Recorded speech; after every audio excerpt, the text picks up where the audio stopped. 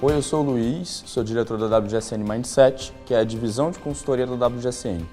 Para quem não conhece a WGSN, a gente é uma empresa líder global de pesquisa de tendência e comportamento, com muito foco no consumidor e em produto. E hoje a gente vai falar um pouco sobre vitrinismo, sobre as tendências que vão impactar esse espaço e sobre como, na verdade, os lojistas podem desenvolver diálogos mais relevantes, mais impactantes, mais poderosos para os consumidores no ponto de venda. E é impossível falar de vitrine sem falar de tecnologia. O protagonismo desse universo é muito fundamental para promover uma experiência mais personalizada e imersiva. Hoje em dia, a gente tem recursos tecnológicos que parecem muito distantes, mas que estão muito mais próximos do que a gente imagina.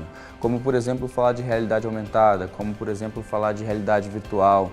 Essas são ferramentas que estão cada vez mais comerciais e próximas da gente e que garantem uma experiência diferente na vitrine. E tem uma série de outras ferramentas que também colaboram para essa experiência mais personalizada, como, por exemplo, estruturas que ajudam a traquear expressões faciais, dando algum tipo de feedback para o consumidor ali mesmo na vitrine ou recomendando algum tipo de produto. A gente já vê diversas marcas fazendo isso lá fora.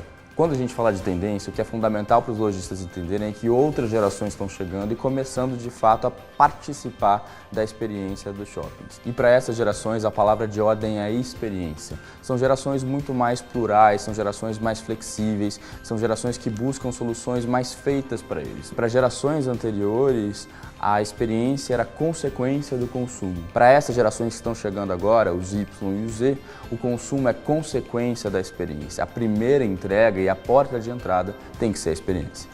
Um outro universo que é fundamental quando a gente olha para o futuro e quando a gente olha para a vitrine é falar de mídias sociais. Hoje em dia o impacto delas é gigantesco e elas mesmas são as ferramentas que ajudam a gente a promover um diálogo mais relevante, mais próximo, estando onde o consumidor está. A vitrine pode ser de fato um expositor do que está acontecendo em tempo real nas mídias sociais, ou mostrando o ranking dos itens mais vendidos, por exemplo. Tem uma solução um pouco mais offline, mas que ajuda muito nessa conexão com redes sociais como o Instagram, que é, por exemplo, construir o que a gente chama de vitrines instagramáveis, que ela não seja só sobre mostrar o produto, mas que ela também instigue o consumidor a tirar uma foto, fazer parte daquilo e, de fato, compartilhar aquele espaço e também aquela marca.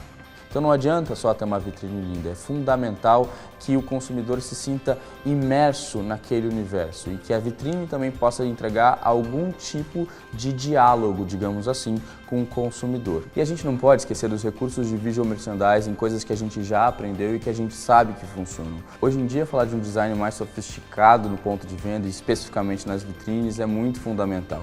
E existem alguns elementos que são atemporais e causam muito impacto, fazem muita diferença. A cor é um deles, por exemplo. Usar a cor para conseguir segmentar diferentes categorias ou para deixar claro uma mudança, por exemplo, de coleção, isso faz muita diferença. Um outro ponto interessante é o que a gente chama de elemento surpresa, causar um estranhamento bom no ponto de venda, e a vitrine é realmente a porta de entrada para essa história. Então a gente pode usar superfícies mais opacas, que de fato não deixam o consumidor ver o que está dentro, ou então usar projeções, algo que confunda de um jeito bom e instigue aquele consumidor a de fato entrar na loja. E algo que vale a gente pensar para o futuro, que talvez seja um tema mais sensível em mercados como Estados Unidos e Europa, mas que daqui a pouco está chegando aqui, é entender que existem novas datas comemorativas que podem, de fato, entrar no calendário de varejo. Que outras datas podem ser interessantes para o calendário brasileiro? Que nichos de consumidores são relevantes para a minha marca especificamente e como é que eu posso estabelecer um diálogo específico com eles? Mas o que a gente não pode esquecer mesmo é de sempre ouvir o consumidor.